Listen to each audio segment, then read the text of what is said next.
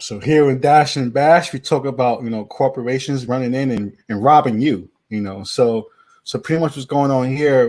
We have the MTA, which is going broke. They're about to cut everything. You about to ride on the back of a donkey on the train tracks in a couple of years to get to What they did was they pushed back the congestion pricing plan. Thank goodness. Yes, I'm one of those drivers that doesn't want to pay for the subway because I refuse to take the subway and either get stabbed, pushed on the train tracks, or get the Rona.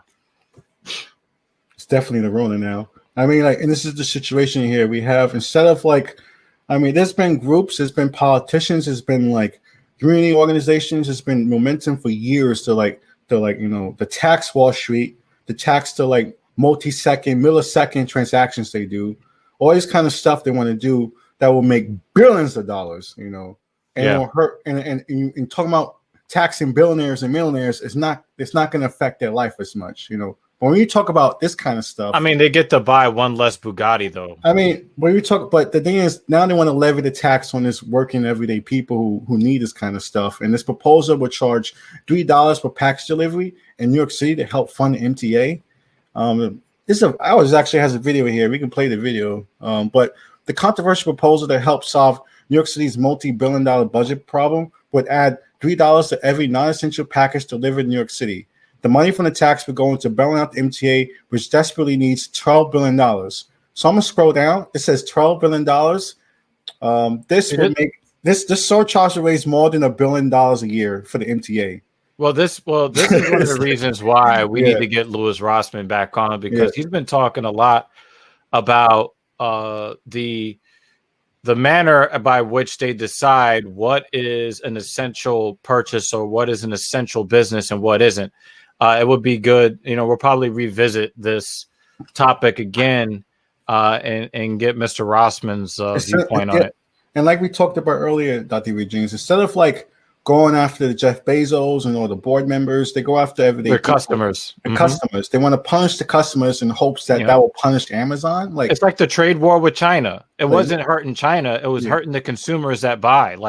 The tariffs are not levied against the companies who make the products. The tariffs is levied against the person who's buying the product. So the burden still falls on you, never, the bigwigs. So this is a strange move right here. And I guess there's a video here. I didn't get a chance to watch it, but I can watch it. We can all watch it together. Hopefully it's audio. You guys hear it. Calvary Hospital. My mom, Lucy, was loving, caring, and all about family. Unfortunately, when other hospitals. There's no sound? No, it's not that there's no sound. It's that we're watching a fucking ad on the show. Fuck that ad. Life, Calvary did. You gave her the quality of life she deserved. Even during the pandemic, for her 100th birthday, why does it blast? For a party. Thank you, Calvary. Nancy. I don't know, but thumbs up, Calvary Hospital. Thumbs up, but we're not watching for that. Yeah, that's because there's no more public hospitals. So please fund that hospital. All right. Dollar budget problem. There are several proposals out there, including a controversial one that would add $3 to every non-essential package delivered in New York City. The money from this tax would go to bailing out the MTA, which, of course, desperately needs $12 billion. But that would take buying a whole lot of clothes and laundry detergent to raise that money. So that's crazy. They're depending on people to just be stuck at home making. Yeah. Pause the video right quick.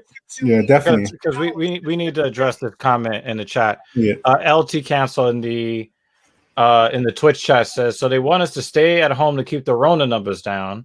Then a bunch of people got laid off, and now we have to pay an extra fee because I'm avoiding in-person shopping.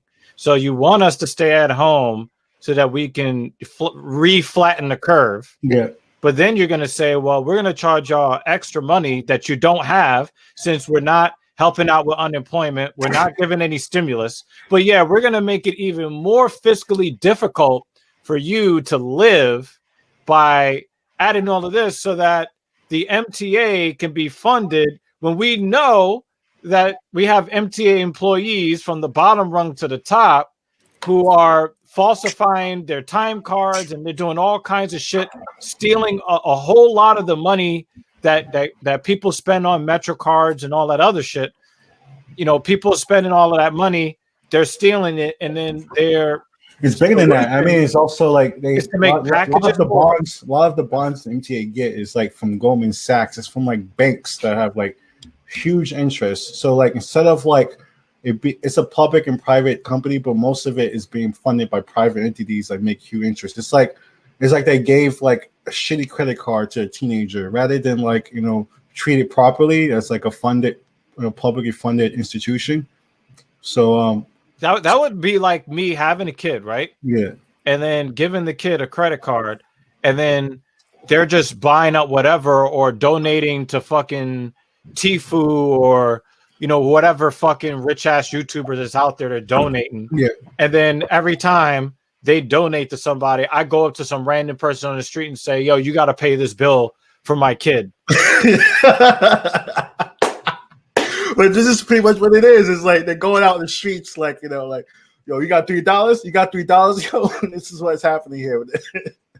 And this is part of like, and this is a larger structural thing of like these kind of the burden is not going on these these giant internet companies. It's not going on these app application companies. It's all going on the consumer for some reason. The employees and the consumers are all getting the burden. And if Phil can drop this next clip, is it a clip?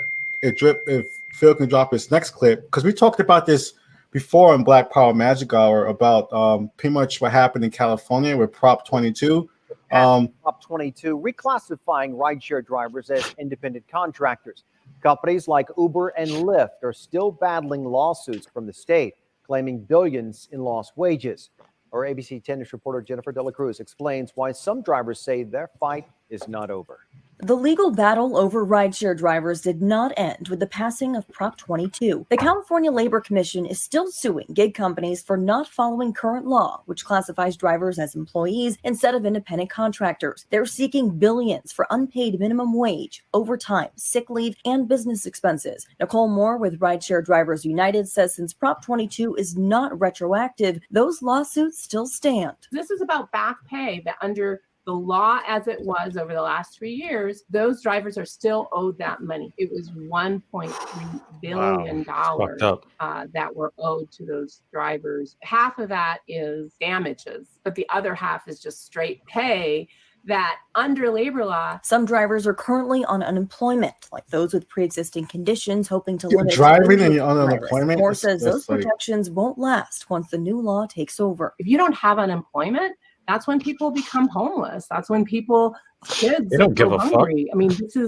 we need that safety net as workers. As San Diego moves into the state's purple tier, Tonya Etzeval says she'll be driving less to limit exposure. She says the move for her own safety may prevent her from qualifying for benefits under Prop 22. I will not be doing my 60 hours a week, so maybe 30. 60 hours? I might be one of those people that don't qualify and will have to be on Medi-Cal. Uber and Lyft both declined to comment on pending litigation. Uber did send us this statement, reading in part, with this vote, drivers and delivery people will get what so many of you have been asking for, access to benefits and protections while maintaining the flexibility and independence you want. Jennifer De La Cruz, ABC 10 News. The San Diego City Attorney's Office tells ABC 10 that Prop 22 does not make up for the past harms, and they will continue obtaining relief for workers who have been exploited. Californians voted to pass Prop. So they owe billions of dollars, and just in California, they owe billions of dollars of lost wages. Fucking shit. Bullshit. That's all the analysis that I have for you on this news story. Bull fucking shit.